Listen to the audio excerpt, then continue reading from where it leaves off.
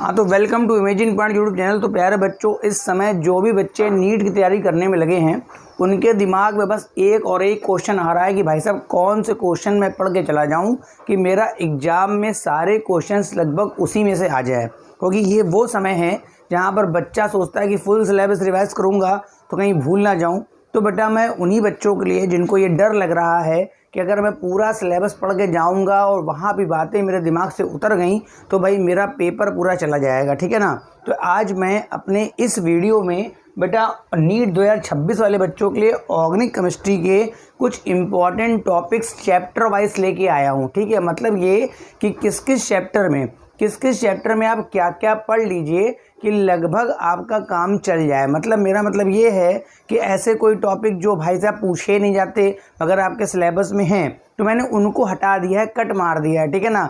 जब वो कभी आते ही नहीं है, बहुत कम मात्रा में पूछे गए हैं तो ज़रूरी नहीं कि इस साल ही धर देगा, ऐसा नहीं है। तो मैंने क्या करा है, चैप्टर वाइज ऑर्गेनिक केमिस्ट्री के लिए मैंने बना रखा है और यहाँ पर मैंने चैप्टर वाइज उन टॉपिक्स को दिया है जो आपके 2026 के लिए बहुत इंपॉर्टेंट हैं, ठीक है ना। अब बात कर लेते हैं मेरे 11th का फर्स्ट चैप्टर जो है some basic concepts of chemistry, ठीक है ना। देखो भाई इसमें क्या है, सबसे पहले आपको sigma bond and pi bond जरूर पढ़ के जाना है क्योंकि इसके क्वेश्चंस भाई साहब पेपर में दे देता है कि सिग्मा बॉन्ड क्या है, पाई बॉन्ड क्या है, ठीक है। एक मॉलिक्यूल पकड़ा देगा, कहेगा बताओ चाचा इसमें कितने सिग्मा कितने पाई। दूसरा आपको देख के जाना है जरूर हाइब्रिडाइजेशन, और जो बच्चे नहीं देख के जाते मैं बता दूं नंबर ऑफ हाइब्रिड ऑर्बिटल्स। बहुत सा बच्चा इससे कतराता है, अगर कहीं पर एक sp2 है तो वहाँ 3 ऑर्बिटल्स होंगे। फिलहाल केमिस्ट्री पढ़ाने के लिए नहीं आया हूँ, बताने के लिए आया हूँ कि क्या क्या टॉपिक आप कवर कर लीजिए जो आपके लिए बहुत हेल्पफुल होने वाले हैं इस नीट 2026 के लिए, ठीक है।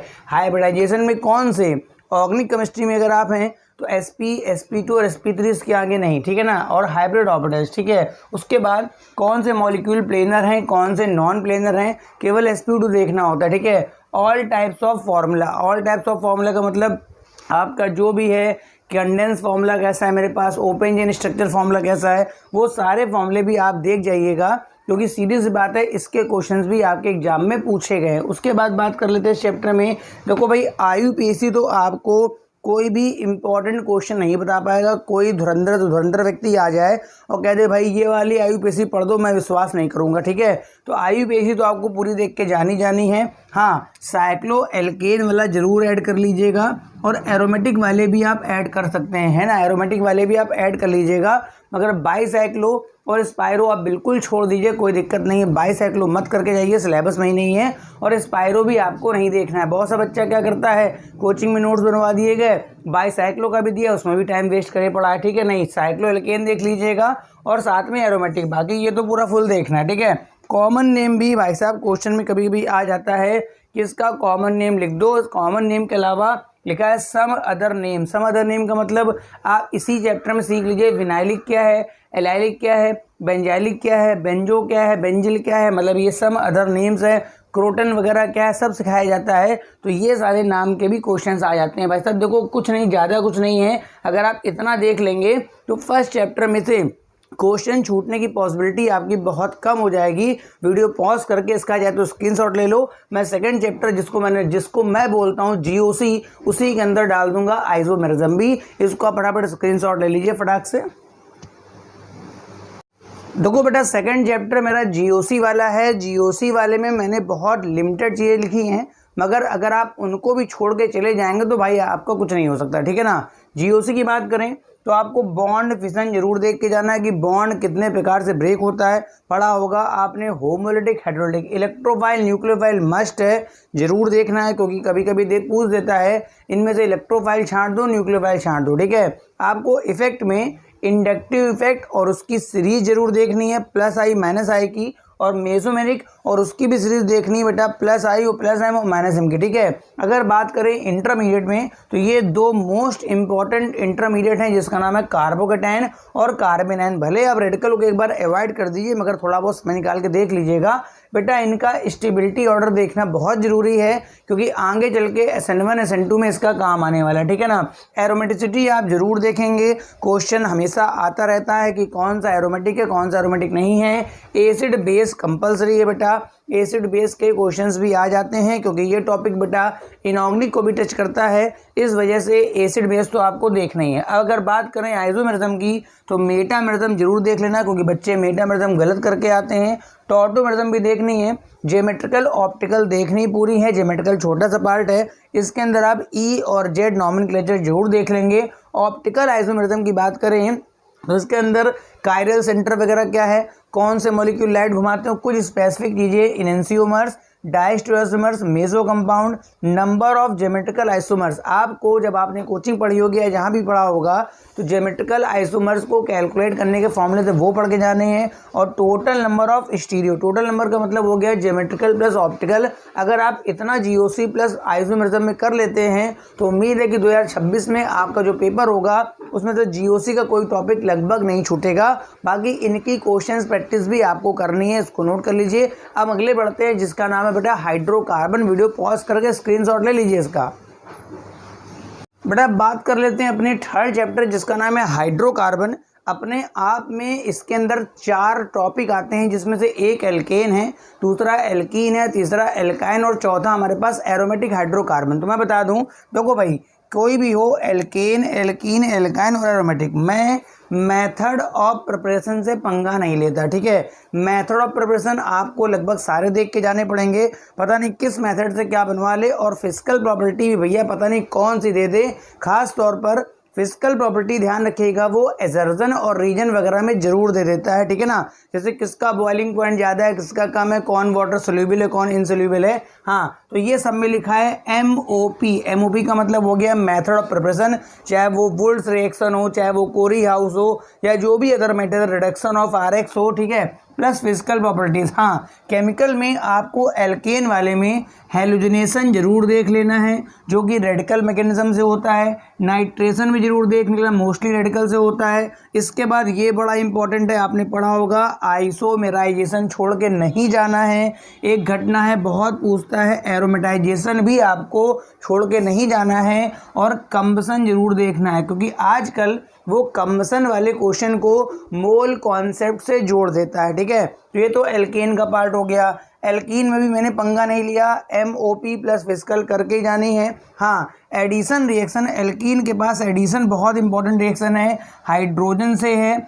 एचएक्स के अंदर 2 पार्ट आएंगे, एक को बोलते हैं मार्कोनिकॉफ रूल, आप देखेंगे, एक बटा एंटी मार्कोनिकॉफ रूल, जिसमें हम लोग HBr और पेरोक्साइड वाला केस देखेंगे। HOCl वाटर वाला is the most important case. इसके अंदर बेटा आपको 3 पार्ट पढ़ाए गए होंगे, एक डायरेक्ट एडिशन, एक हाइड्रोबोरेशन ऑक्सीडेशन, एक ऑक्सीमर्कुरेशन डीमर्कुरेशन। ये तीनों बड़े इंपॉर्टेंट हैं। एक बेटा इससे तो पंगा लेना ही नहीं, ये तो पढ़ के ही जाना है। अगर आप ओजोनोलिसिस नहीं पढ़ के गए और एक्शन ऑफ केमिनोफोर नहीं पढ़ के गए, बहुत से बच्चे एक्शन ऑफ केमिनोफोर से कंफ्यूज रहते हैं, ये तो फिर भी लोगों को आ जाता है, तो ये 2 भी नहीं छोड़ के जाने हैं, ठीक है। अगर मैं एल्काइन की बात कर लूँ, फिर वही आ गया method of preparation plus physical तो पढ़ के जानी है। हाँ, एल्काइन का जो हाइड्रोजन होता है उसके पास एक प्रॉपर्टी मिलेगी एसिडिक नेचर, तो ये आपको देख के जाना है। एडिशन रिएक्शन में फिर से आपका आ गया H2, HX, HOCl।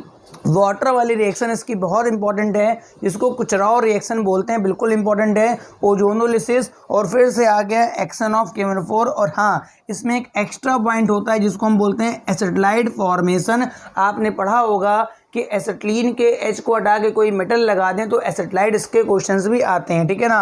हाँ, एरोमेटिक वाले की बात करें तो मेथड ऑफ प्रिपरेशन, मतलब बेंजीन बनाने के या टोलुइन बनाने के क्या क्या मेथड हैं, ज़्यादा नहीं है, 4-5 मेथड हैं, वो आप जरूर पढ़ लीजिएगा। हाँ, इसकी जो रिएक्शनें हैं इसमें हेलोजनेशन, जैसे क्लोरिनेशन, Cl+ का अटैक होना, नाइट्रेशन NO2+, फ्रीडल क्राफ्ट आपको जरूर देख के जानी है। मैकेनिज्म भी थोड़ी देख लीजिएगा, खास तौर पर फ्रीडल क्राफ्ट एल्काइलेशन की मैकेनिज्म, क्योंकि वहाँ बनता है कार्बोकैटायन जिसमें रीअरेंजमेंट हो जाता है। एसाइलेशन में इतना पंगा नहीं है, क्योंकि एसाइलेशन में रीअरेंजमेंट नहीं होता है। और बेंजीन का एक ऑक्सीडेशन आपको पढ़ लेना है। तो इतने टॉपिक आपको अपने हाइड्रोकार्बन से जरूर पढ़ के जाने हैं। अगर आप इनको भी छोड़ते हैं तो मेरे भैया कोई गारंटी नहीं कि आप एग्जाम में केमिस्ट्री में, ऑर्गेनिक केमिस्ट्री में क्या करके आने वाले। फटाफट इसको बना लीजिए, वीडियो पॉज कर लीजिए और स्क्रीनशॉट ले लीजिए।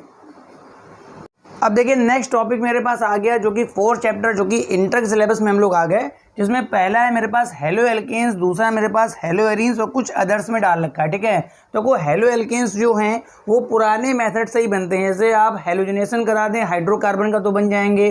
तो एमओपी प्लस फिजिकल कि कौन सा एल्किल हैलाइड वाटर में घुल रहा है, मोस्टली नहीं घुलते हैं। ठीक है ना। हाँ भैया, अब सबसे ज़्यादा इंपॉर्टेंट अगर बात करें तो आप हेलो एल्केन्स यानी एल्किल हैलाइड्स की SN1 SN2 तो बिल्कुल छोड़ के नहीं जाएंगे।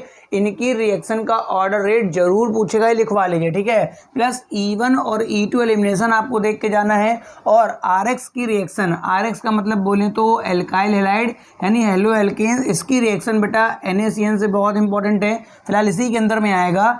AgCN से बहुत इंपॉर्टेंट है, NaNO2 से बहुत। ये 4 रिएक्शनें हो सके तो एक साथ पढ़िएगा, एक में CN लगेगा, एक में NC लगेगा, एक में NO2 लगेगा, एक में ONO लगेगा। ठीक है, अगला जो आजकल बच्चे नहीं पढ़ के जाते, रिएक्शन विद मैग्नीशियम ग्रिग्नॉर्ड रिएजेंट बनता है अमोनिया से। अगर आप देख लेंगे तो बहुत अच्छी बात है, एमीन का मिक्सचर बन जाएगा।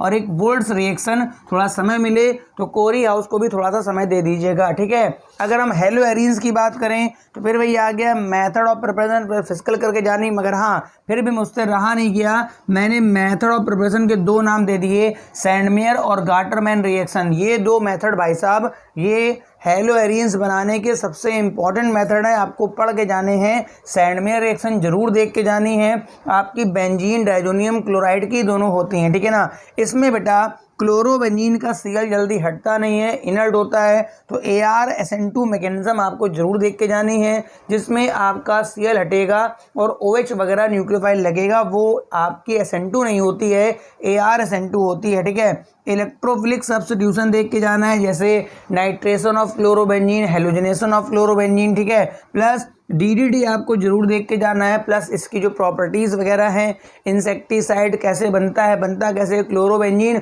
और क्लोरल मिला दोगे बन जाएगा। ठीक है, अदर्स में क्लोरोफॉर्म का आपको जरूर देख के जाना है, जिसमें मैंने लिखा है मेथड ऑफ प्रिपरेशन। भाई बहुत ज़्यादा फेमस है, इसका नाम है हेलोफॉर्म रिएक्शन, आगे भी आती है। क्लोरोफॉर्म बनाने की होती है, आयोडोफॉर्म बन जाता है। हाँ, क्लोरोफॉर्म का आपको जरूर से जरूर देख के जाना है, ऑक्सीडेशन ऑफ क्लोरोफॉर्म। फिर एक कार्बिल एमीन रिएक्शन है, इसमें क्लोरोफॉर्म का इस्तेमाल होता है, प्लस एक रीमल टीबन रिएक्शन है, इसको भी आपको देख के जानी है। ये अभी फिनॉल में भी आगे आएगा, मगर क्लोरोफॉर्म से भी आपका इस्तेमाल होता है इसमें, तो इतना जरूर आपको देख के जाना है। हेलो एल्केन्स, हेलो एरीन्स और ये क्लोरोफॉर्म, फटाफट नोट करके स्क्रीनशॉट लेते जाइए इसका। बट अब बारी आती है हमारी एल्कोहल फिनॉल ईथर की, ये भी एक बड़ा चैप्टर है। अब देखो एल्कोहल में क्या क्या पढ़ के जाना है। मेथड ऑफ प्रिपरेशन मैंने कहा किसी के मत छोड़िए, कोई भी आ सकता है। फिजिकल प्रॉपर्टी भी ऐसा है ना कि भाई साहब स्टेटमेंट वाले फॉर्म में या फिर एजर्जन रीजन में आपको देखने को मिलती रहती है। ठीक है, हाँ, अगर आपको एल्कोहल की केमिकल प्रॉपर्टीज़ तो रिएक्टिव भी एक्टिव मेटल, मतलब रिएक्शन करानी एक्टिव मेटल से, मोस्टली सोडियम के साथ आपका एल्कोक्साइड्स बन जाता है। रिएक्शन विद PCl5 जरूर देखनी है, PCl3 देखनी है, SOCl2 तो आप देख के ही जाओगे, मोस्ट इंपॉर्टेंट है। इस मैकेनिज्म को SNI मैकेनिज्म बोलते हैं। ठीक है, ईस्टरीफिकेशन जरूर देखना है। Oxidation of alcohol most important है, जिसमें आजकल PCC बहुत आजकल फेमस हो रहा है, क्योंकि प्राइमरी अल्कोहल को बस ये एल्डिहाइड तक छोड़ता है। उसके बाद Lucas reagent is the most important thing for the NEET reagent है। नीट के लिए बेटा ल्यूकास बहुत इंपॉर्टेंट है। और टेस्ट ऑफ एल्कोहल मतलब रिएक्शन विथ कैन बोले तो ceric ammonium nitrate, blood red colour आ जाएगा, तो ये एल्कोहल का है। ठीक है, फिनॉल की बात करें तो method of preparation plus physical, फिर वही मैं गाना गाऊंगा।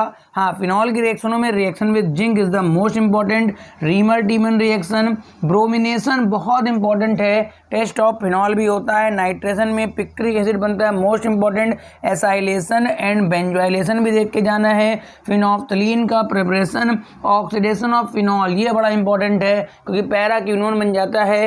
एसिडिक नेचर ऑफ फिनॉल, और भाई अगर इसमें हम कोई ग्रुप लगा दें तो एसिडिटी पे क्या फर्क पड़ेगा, +I -I, ये देखना है। टेस्ट ऑफ फिनॉल, फिनॉल की रिएक्शन फेरिक क्लोराइड से कराओगे तो बेटा वायलेट कलर आ जाएगा, ये टेस्ट ऑफ फिनॉल होता है। ईथर में आप ज़्यादा से ज़्यादा देखेंगे तो थोड़े बहुत मेथड ऑफ प्रिपरेशन जिसमें आपको विलियमसन तो छोड़ना ही नहीं है।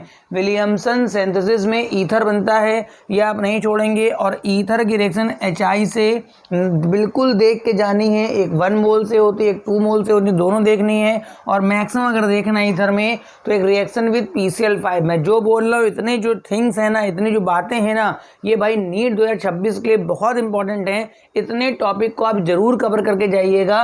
अब नेक्स्ट आने वाला है मेरा एल्डिहाइड कीटोन कार्बोक्सिलिक एसिड, इसका आप स्क्रीनशॉट ले सकते हैं या फिर नोट कर सकते हैं। देखो बेटा, अब अगला जो टॉपिक हमारे पास है ये काफ़ी बड़ा ब्रॉड है, aldehyde ketone and carboxylic acid. देखो भाई, एल्डिहाइड कीटोन में क्या पढ़ के जाना है, मेथड ऑफ प्रिपरेशन तो भाई सारे देख के जाने हैं, फिजिकल प्रॉपर्टी भी देख के जानी है। अब रिएक्शनें कौन सी देखनी है, एक आपको हाइड्रोजन साइनाइड की रिएक्शन जरूर देखनी है, साइनोहाइड्रिन बनता है। एक सोडियम बाइसल्फाइड टेस्ट जरूर देखना है, क्योंकि सारे एल्डिहाइड कीटोन ये टेस्ट नहीं देते हैं, ठीक है। आपके मेथिल कीटोन या फिर आपका एरोमेटिक मेथिल कीटोन टाइप के देते हैं, ये अपना देख लीजिएगा। तो ये 2 रिएक्शनें न्यूक्लियोफिलिक एडिशन की होती हैं, ठीक है। हाँ, बाकी रिएक्शनों में reaction with hydroxylamine, reaction with hydrogen और ब्रेडी रिएजेंट, ये 3 आपको देख के जाना है। ये न्यूक्लियोफिलिक सब्स्टिट्यूशन के एग्जाम्पल्स होते हैं। सबसे इंपॉर्टेंट पॉइंट आ गया भाई साहब, ऑक्सीडेशन, इसको तो आप छोड़ के बिल्कुल नहीं जा सकते। जिसके अंदर 2 लोग आते हैं, इसका नाम है टॉलेंस रिएजेंट, एक है बेटा फेलिंग सोल्यूशन, और एक ध्यान अगर थोड़ा समय मिले तो आपका क्या है कि बेनेडिक्ट सोल्यूशन देख के चले जाइएगा, ठीक है ना।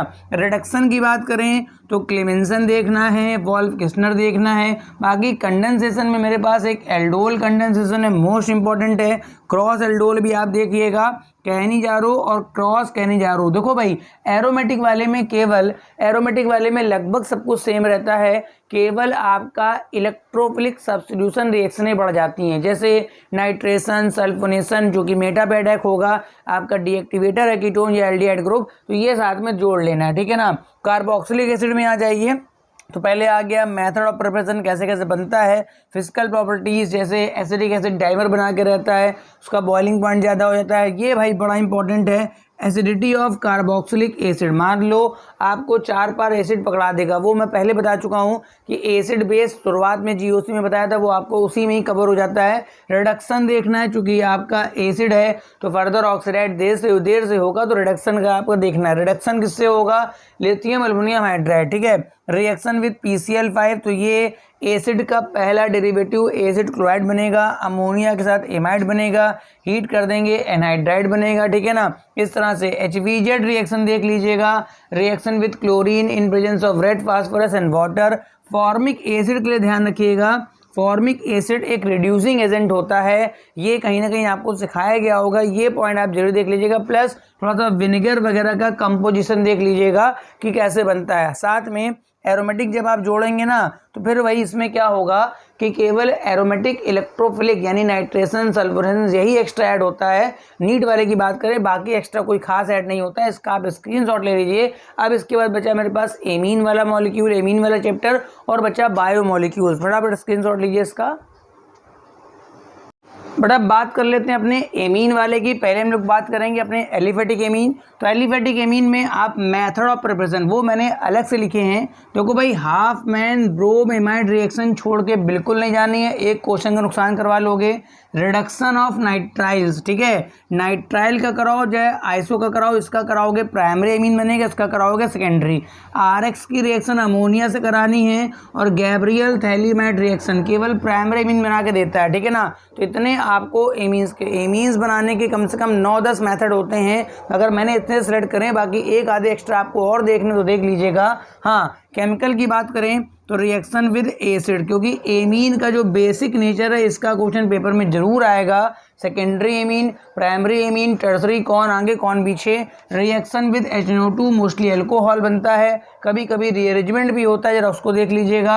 ऑक्सीडेशन से हम लोग प्राइमरी, सेकेंडरी और टर्सरी एमीन को डिस्टिंग्विश कर सकते हैं। कार्बिल एमीन रिएक्शन पहले भी आ चुकी है। हाँ, आजकल बेटा ये बहुत फेमस हो गया है, जिसका क्वेश्चन आता रहता है, आपने जरूर सुना होगा हिंसबर्ग रिएजेंट। अगर नहीं सुना है तो एक क्वेश्चन छोड़ने के लिए आप तैयार हो जाइए, ठीक है ना। अगर हम एरोमेटिक एमीन की बात करें तो मेथड ऑफ प्रिपरेशन ऊपर वाले से मैच करते हैं। हाँ, इसकी केमिकल प्रॉपर्टीज़ में एक देख के जाना है डाई एजोडाइजेशन, एक देख के जाना है ब्रोमिनेशन मोस्ट इंपॉर्टेंट, एक देख के जाना है नाइट्रेशन, ये भी मोस्ट इंपॉर्टेंट है, और रिएक्शन। देखो जब आप कराएंगे डाई एजोडाइजेशन तो वहीं पर आपका बन जाता है बेंजीन डाइजोनियम क्लोराइड। और मैंने बेंजीन डाइजोनियम क्लोराइड से कुछ भी यहाँ पर मैंने सेलेक्ट नहीं करा है, लिखा है सब रिएक्शनें पढ़ के जानी है।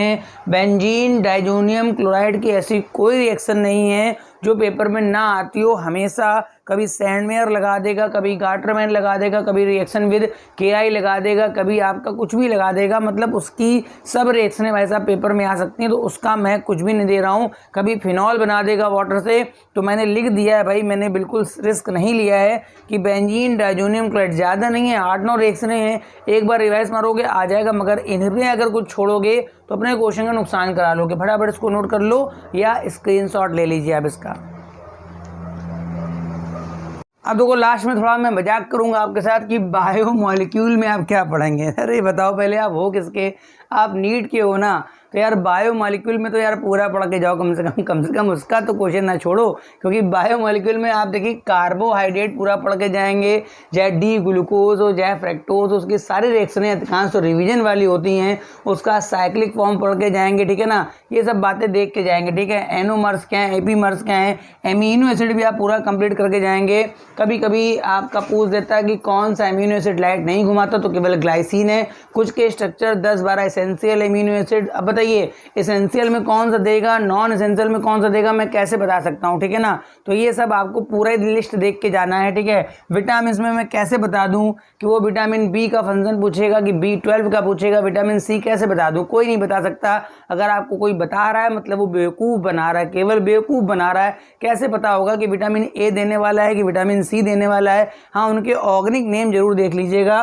और DNA RNA में भी क्या है कि DNA में कौन कौन से बेस हैं बेटा, RNA में कौन कौन से बेस हैं, ये सब बातें हैं, है ना। अगर डबल स्टैंड A किसके साथ जुड़ेगा, A जुड़ेगा T के साथ, G जुड़ेगा C के साथ, किसमें कितने एच बॉन्ड होते हैं, तो ये सब बातें तो आपको बेटा, आप बायो ग्रुप के हो ना, तो मैंने ऑलरेडी पहले बता दिया ऑल। इसमें मैं कुछ नहीं बता सकता कि आप क्या पढ़ के जाएंगे, आपको पूरा ही यहाँ पर पढ़ के जाना चाहिए, ठीक है। अगर आपको उम्मीद है कि ये जो टॉपिक्स मैंने लिखे हैं अगर समझ में आ रहे हैं तो इतने टॉपिक आप जरूर देख लीजिएगा। इस टॉपिक से अगर आप देख के जाओगे तो एक आप बढ़िया रिवीजन आपको मिल जाएगा और आपके पेपर में क्वेश्चंस ऑर्गेनिक के छूटने की संभावना काफ़ी कम रहेगी। अगर लेक्चर पसंद आया करे तो लाइक कर दिया करो और चैनल को सब्सक्राइब नहीं करा तो बड़ा सब्सक्राइब कर लो। Thank you for watching.